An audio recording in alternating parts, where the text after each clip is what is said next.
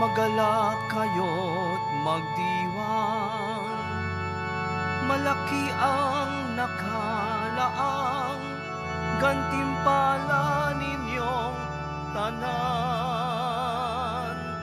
Alleluia, Alleluia, Alleluia, Alleluia.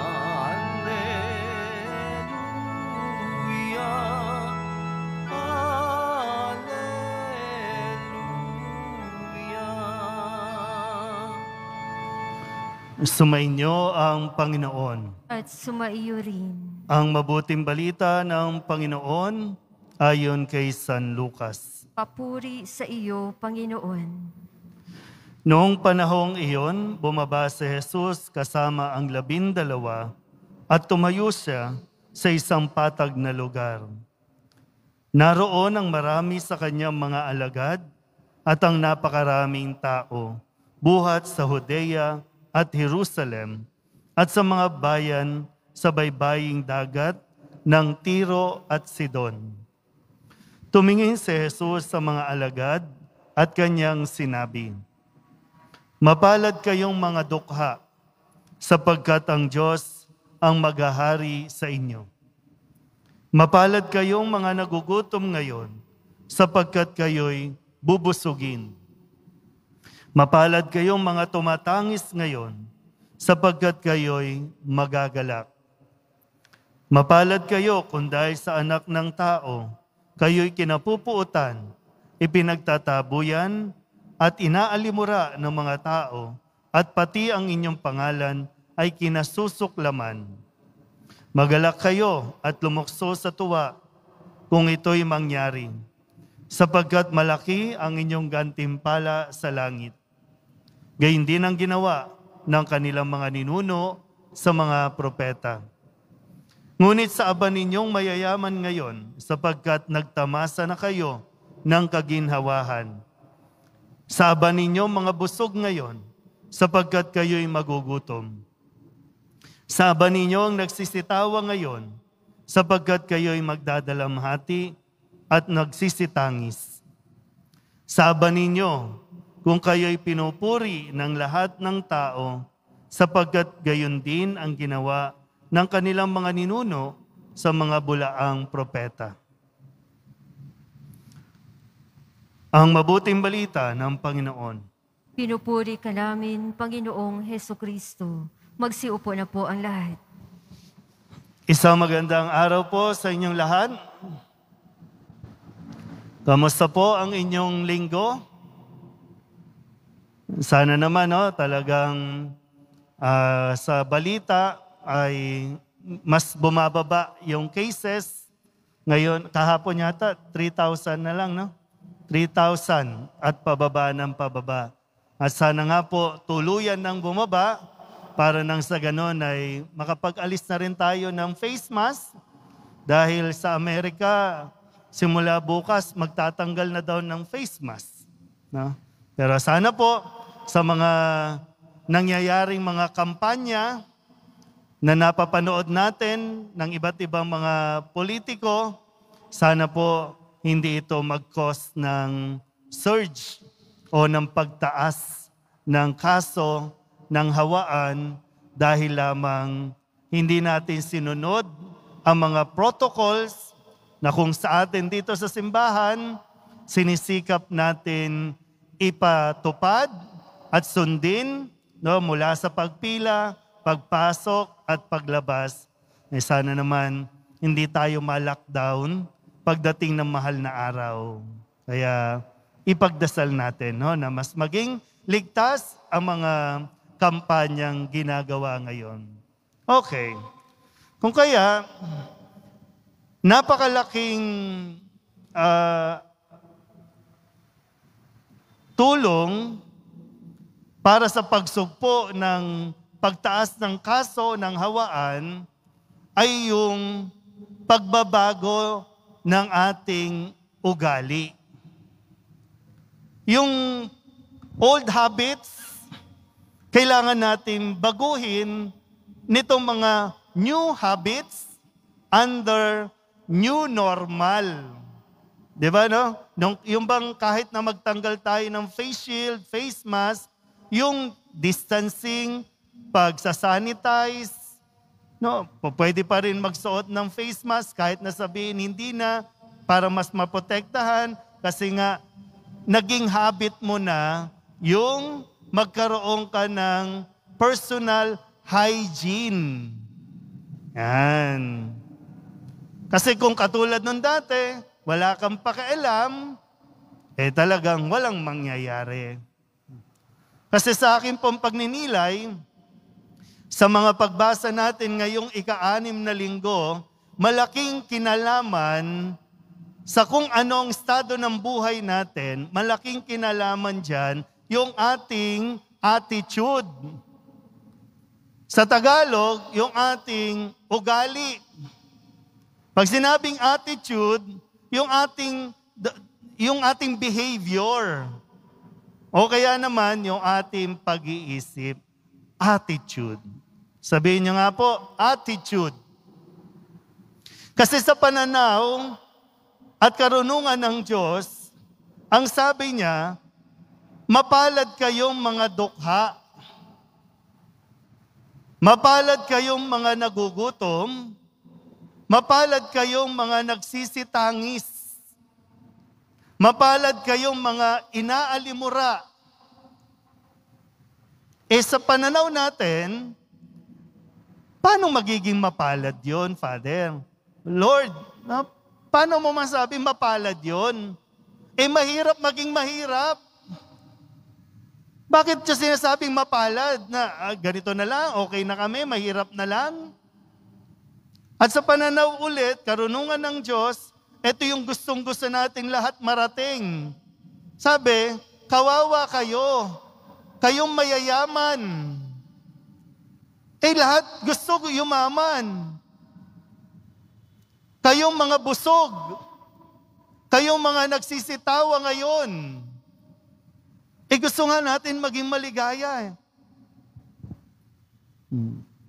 So kailangan natin pagdasalan, pagnilayan na mabuti, ano ba ang gustong ituro sa atin ng Diyos.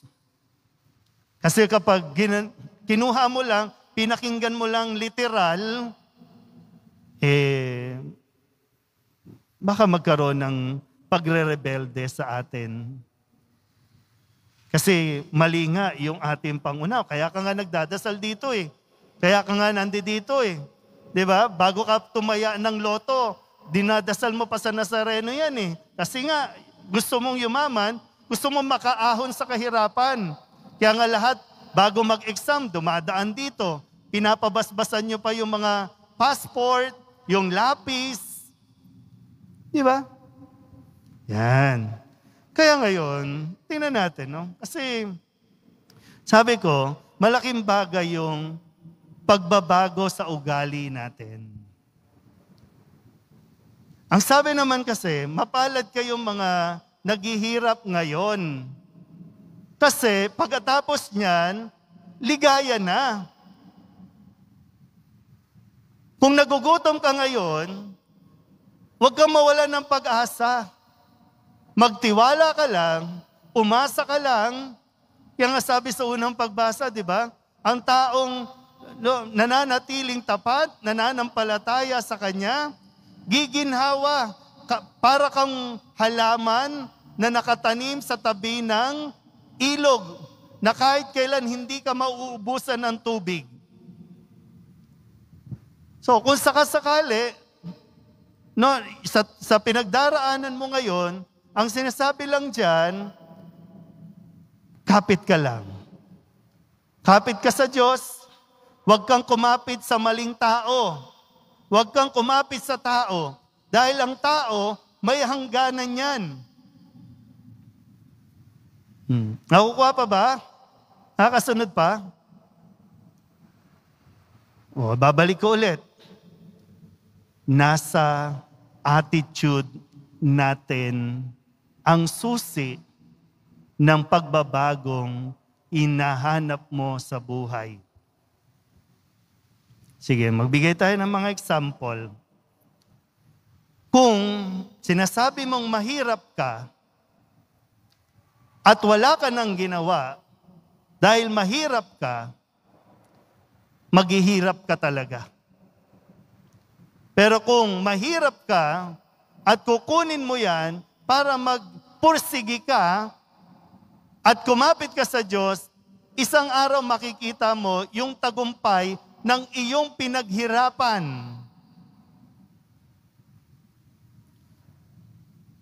Mahirap po kasi, kung mahirap nga tayo, tingnan nyo nga yung katabi ninyo.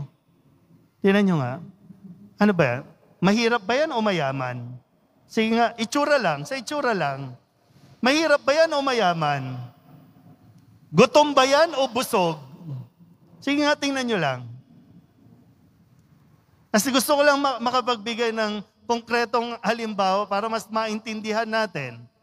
Kasi kung sinasabi mong mahirap ka, hindi ako naniniwala.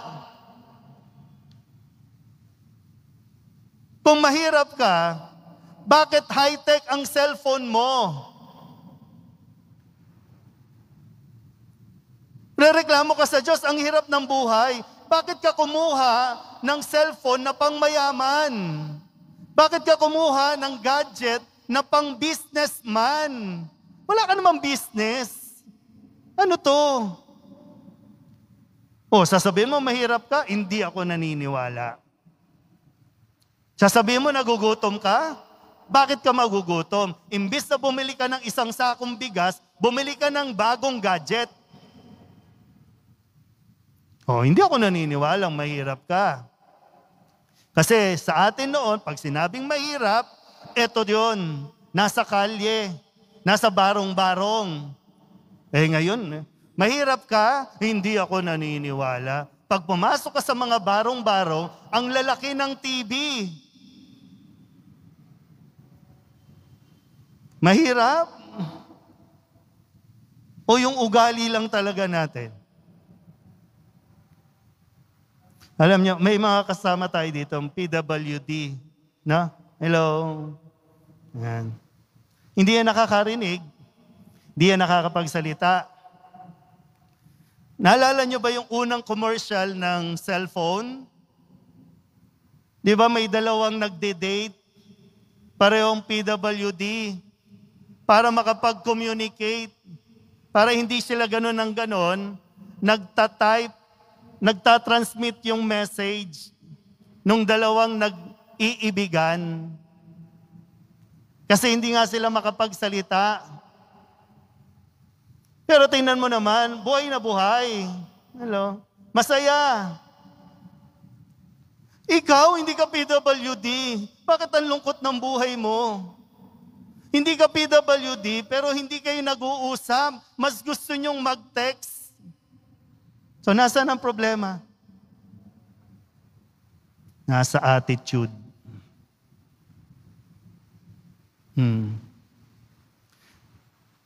Mahirap ka. So, hindi ka mayaman.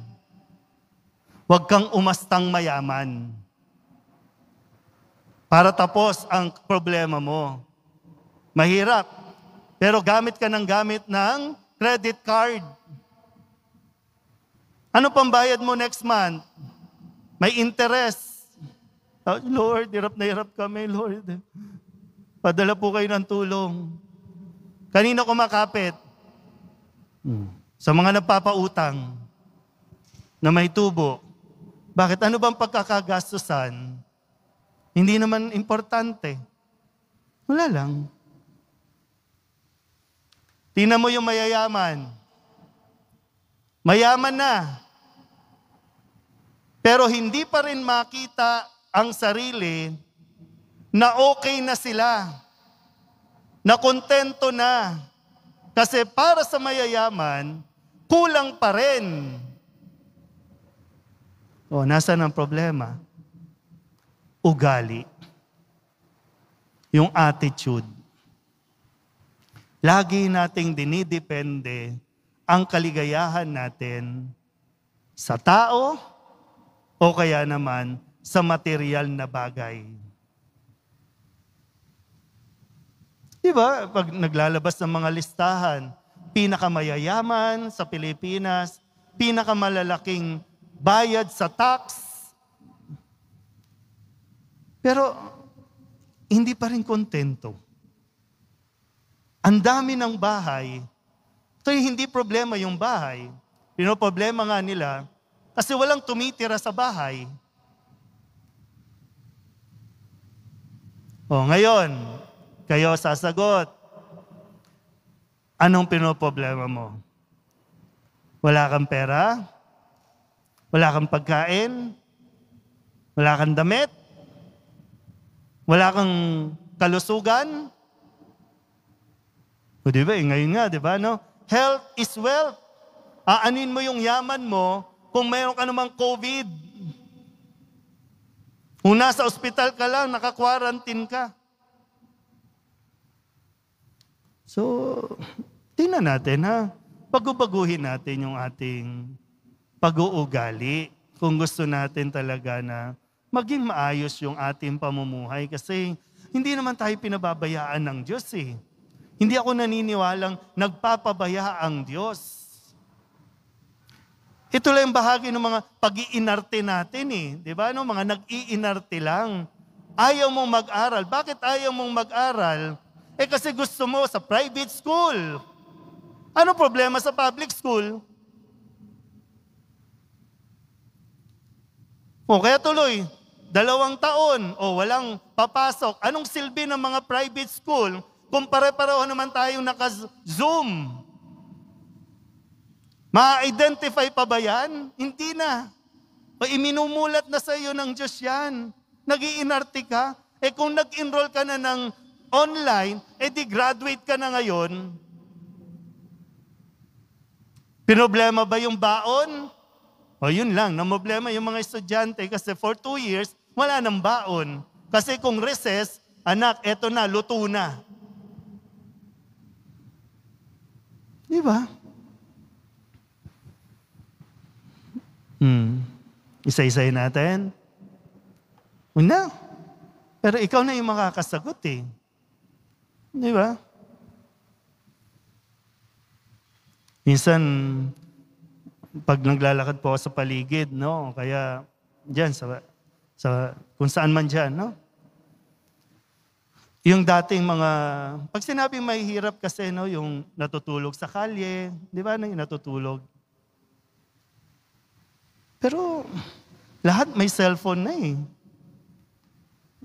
Yung cellphone na dapat pang send lang ng messages, pang communicate lang, hindi eh. Pag sinabing may cellphone, kailangan kasi may video, kailangan may internet. Pag kiniwenta mo, buhay ka na dapat sa isang araw eh, kasi magkano ang loan. Pero hindi natin pinagtutuunan ng pansin kasi lagi tayong nag-aalburuto sa Diyos. Lord, hirap na hirap ang buhay, ang hirap ng buhay, nalulungkot tuloy ako, Lord. Ikaw ang may gawa niyan. Dahil sa ugali mong ayaw mong baguhin. May trabaho ka, ayaw mong pagbutihin. Nawalan ka ng trabaho, ay Lord, pinarurusahan ako.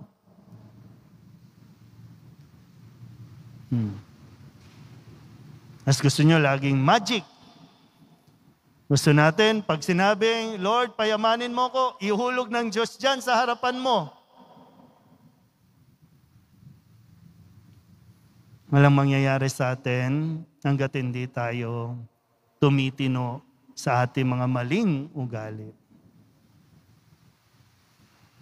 Ibinigay na ng Poong Nazareno ang lahat. Pati ang kanyang sariling buhay, ibinigay niya.